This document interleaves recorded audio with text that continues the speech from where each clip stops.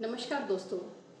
Researches में ये पाया गया है कि लगभग 73% भारतीयों के अंदर प्रोटीन की बहुत बड़ी डेफिशिएंसी है और लगभग 93% लोग तो ये जानते ही नहीं कि उनके अंदर प्रोटीन की कमी है। नॉन वेजिटेरियन डाइट में प्रोटीन बहुत आसानी से मिल जाता है, लेकिन अगर आप वीगन हैं या वेजिटेरियन हैं तो बहुत कम कैलोरी में बहुत ही अच्छा प्रोटीन का एक सोर्स है टोफू। तो आइए बनाते हैं हम अपने घर में आज खुद ही टोफू को और करते हैं अपने परिवार की रिक्वायरमेंट्स को पूरा। टोफू बनाने के लिए मैंने ले ली है ये सोया।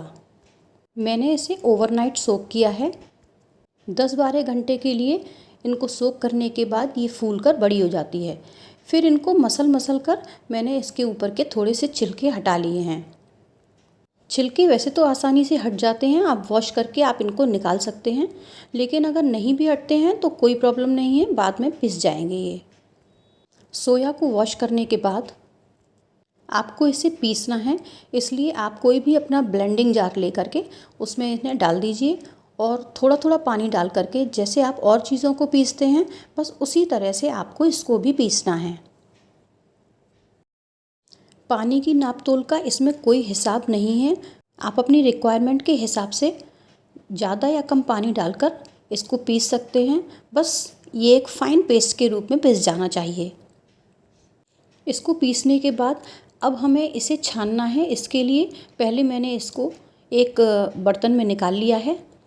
मैंने इसकी कंसिस्टेंसी कैसी रखी है ये तो आपको शो हो ही रहा है, लेकिन अब इसमें मैं थोड़ा पानी ऐड कर लूँगी क्योंकि इसको मुझे अब मलमल के कपड़े में निचोड़ना है। अब मैंने ले लिया है एक बोल और इस पर लगा दिया है मसलिन क्लॉथ।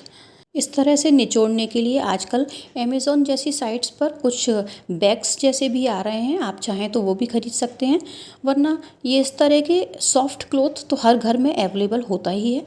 आप कोई भी कपड़ा ले लीजिए और इस तरह से आपको इन्हें छानना है।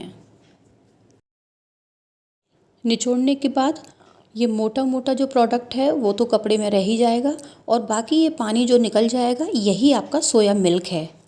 जो लोग मिल्क प्रोडक्ट्स का इस्तेमाल नहीं करते वो इसी सोया मिल्क का इस्तेमाल बहुत सारी चीज़ों को बनाने के लिए कर सकते हैं।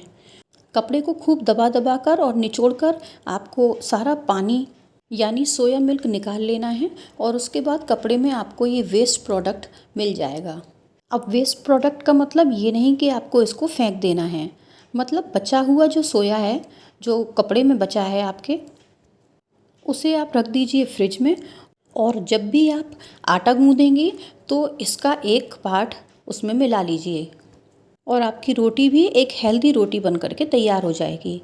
अब जो सोया मिल्क आपने निकाला है उसे चढ़ा देंगे आप गैस पर। जब तक ये गर्म हो रहा है मैंने इसमें डाल दिए हैं 1-2 तेज़पात के पत्ते। आप चाहें तो 1-2 हरी छोटी इलायची भी पीसकर इसमें डाल सकती हैं, इससे इसका फ्लेवर थोड़ा अच्छा हो जाएगा। जब गैस पर आप इस सोया मिल्क को उबालेंगी तो आप देखेंगी कि ऊपर काफ़ी झाग आ गए हैं। आपको इन झागों को निकालते रहना है। जैसे दालें बनाते समय उनके ऊपर जो उफान आता है हम उसे निकालते हैं, इसी तरह से इसमें भी ये झाग निकाल देने हैं।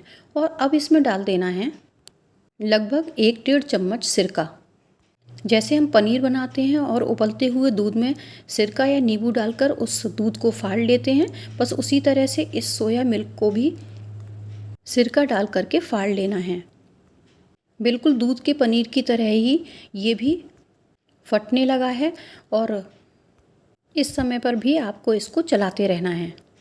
दूध से पनीर बनाना तो लगभग सभी को आता होगा, बस वही प्रोसेस फॉलो करनी है और जब ये सोया मिल्क अच्छे से फट जाए तो गैस को ऑफ कर देना है। अब इसमें जो तेज पत्ते आपने डाले थे उनको निकाल करके अलग कर लीजिए। अब इस फटे हुए सोया मिल्क को आपको छानना है। छानने के लिए आप फिर से एक साफ़ सूखा कपड़ा या मसलिन क्लॉथ ले सकते हैं और इसमें सारा सोया मिल्क डालकर आपको अच्छे से निचोड़ना है। हाँ, कपड़े में निचोड़ने से पहले इस सोया मिल्क को ठंडा हो जाने दीजिएगा, क्योंकि आपको हाथों से दबा दबा कर इसको निचोड़ना पड़ेगा। आप चाहें तो सोया मिल्क को डायरेक्ट आप इस तरह की मोटे छेदों वाली छलनी में भी डाल सकती हैं और उसमें से जब ये पानी रिंस हो जाए तो उसके बाद आप मसलिन क्लॉथ में डालकर निचोड़ कर खूब अच्छे से इसका पानी निकाल लीजिए। ये पानी रिंस करने के बाद जो इस कपड़े में आपको प्रोडक्ट मिला है उसको अब आपको किसी भारी चीज़ से दबा करके रख देना है।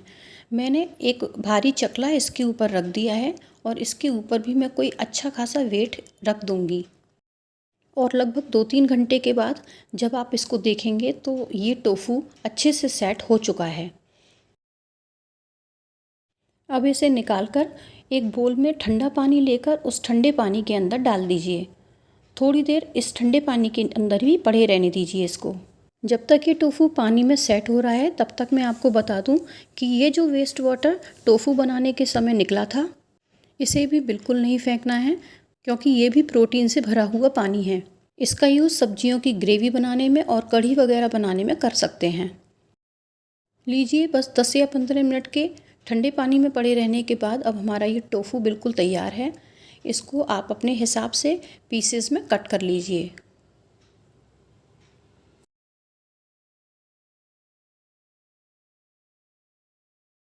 हाइजीनिकली आपके घर में बना हुआ साफ़ सुथरा टोफू कम कैलोरीज़ में भी आपकी प्रोटीन की रिक्वायरमेंट्स को पूरा करने में बिल्कुल कैपेबल है। और ये भी आपने देख ही लिया होगा कि घर में इसे बनाना कोई मुश्किल टास्क नहीं है। पोस्ट वर्कआउट एक सैलेड के रूप में इसको इस्तेमाल कर सकते हैं। बस इसमें मिलाइए कुछ उबली हुई मूंगफली, कुछ उबले हुए चने, पालक, टमाटर और अपने मनपसंद वेजीज और आपके लिए एक बढ़िया टोफू सैलेड तैयार है। अगर ये हेल्दी रेसिपी पसंद आई हो तो चैनल को सब्सक्राइब करना मत भूलिएगा। Thanks for watching.